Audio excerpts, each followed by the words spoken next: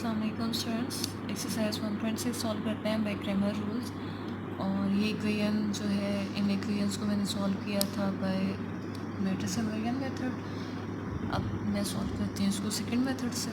तो आपने क्या करना है, याद रखना है कि उसमें हम एक्स और वाई की वैल्यू हम फाइंड करते थे बाय इनवर्स फंक्शन। तो यहाँ पे आपने याद रखना है कि एक्स इक्वल होता है A of x determinant of A of x by determinant of A के, और वाई की वैल्यू होती है A of y determinant of A. इस फार्मूले के अकॉर्डिंग आपने इनकी वैल्यूज़ को सॉल्व करना है। 1.6 का क्वेश्चन नंबर 1 बहुत इंपॉर्टेंट है।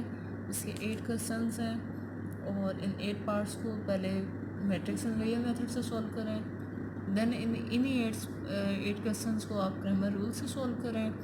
और जिस पार्ट का आंसर इन्वर्जन मेथड से आता है वही बाय क्रैमर रूल से आना चाहिए। अदरवाइज़ अगर आपका इन्वर्जन से आप इस क्वेश्चन का मेरा आंसर आया था x2 और y0 इन्वर्जन से। अब मैं क्रैमर से सॉल्व करती हूँ तो मेरा यहाँ पे भी x2 और y0 आना चाहिए। अगर नहीं आता तो इट मीन्स कि मेरा कोई एक मेथड रॉन्ग है, कहीं ना कहीं मैंने कोई ना कोई मिस्टेक की हुई है। तो लेट्स सी इसको सॉल्व कैसे करना है। सबसे पहले मैट्रिक्स ए की बात करती हूँ। ए मैट्रिक्स आ जाएगा 2 -2 -5 और -2। Determinant of A is equal to 2 ज़ा 2 multiply -2 minus into -2 multiply by -5, 2 ज़ा 4 -4 नेगेटिव और ये पॉजिटिव, तो ये डिटर्मिनेंट -14 आ गया मेरा। वहाँ भी डिटर्मिनेंट -14 ही था। ए ऑफ एक्स की बात करें तो ए ऑफ एक्स डायरेक्ट मैं ले लेती हूँ विद डिटर्मिनेंट। आपने जब एक्स की वैल्यू लिखनी है, फर्स्ट आपने लिखना है कांस्टेंट को, देन आपने लिखना है ये वाई के कोफिशिएंट्स को। पहले आपने लिखना है कांस्टेंट, देन आपने क्या लिखना है, वाई के कोफिशिएंट्स को। जो भी कोफिशिएंट है उनको आपने यहाँ पे राइट कर देना है -2 -2। ये बात थी A of x. A of y की अगर बात करें तो ए ऑफ वाई में आपने क्या करना है, जैसे हमने स्किप कर दिया था ना एक्स में, एक्स को यहाँ से एक्स को स्किप किया, पहले कांस्टेंट और फिर वाई को लिखा, एक्स को स्किप कर दिया। अब ए ऑफ वाई में आपने वाई को स्किप कर देना, पहले एक्स और देन कांस्टेंट। तो यहाँ से 2 -5 4 -10। ये माइंड में रखना है कि किस तरह से इसको लिखना है। अगर इस तरह से आप नहीं लिखते तो आपका ये सारा रॉन्ग होगा।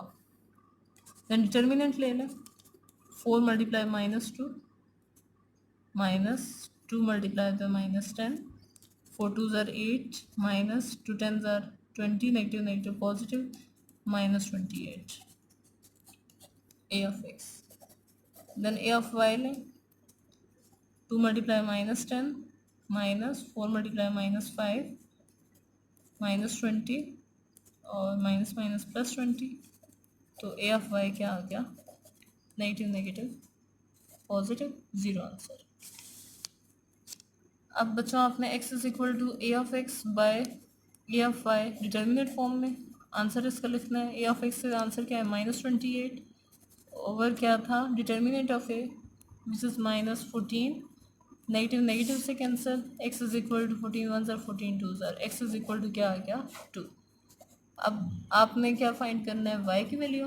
तो y की वैल्यू के लिए आपने A of y by determinant of A of y का आंसर क्या था, 0, determinant of A which is -14, something divided by 0 by something 0। तो इस तरह से आपने फाइंड करना है। दोबारा आपको बता रही हूँ कि ये फार्मूला जो साइड में लिखा है ये माइंड में रखना है। डिटर्मिनेंट ऑफ ए ले लेना है, ये आपके पास ए की वैल्यू है, इसका डिटर्मिनेंट ले लेना है क्योंकि दोनों के साथ जो है वो डिटर्मिनेंट ऑफ ए डिवाइड हो रहा है। उसके बाद ए ऑफ एक्स लिखना है, तो एक्स को स्किप कर देना है, कांस्टेंट देन वाई की वैल्यूज, उसका डिटर्मिनेंट ले लेना है। ए ऑफ वाई लेना है तो आपने क्या करना है कि वाई की वैल्यू को स्किप कर देना है, एक्स और कांस्टेंट लिख देंगे, उसका डिटर्मिनेंट ले लेना है, फिर उस फार्मूले में वैल्यूज पुट करनी है तो आपका आंसर आ जाएगा एक्स का और वाई का। तो ये मैंने किया था बाय क्रैमर रूल, और बाय इन्वेरिएंट ये मैंने सॉल्व किया था प्रीवियस लेक्चर में, और इसमें भी मेरा answer x is equal to 2 और y इज़ इक्वल टू 0 आया।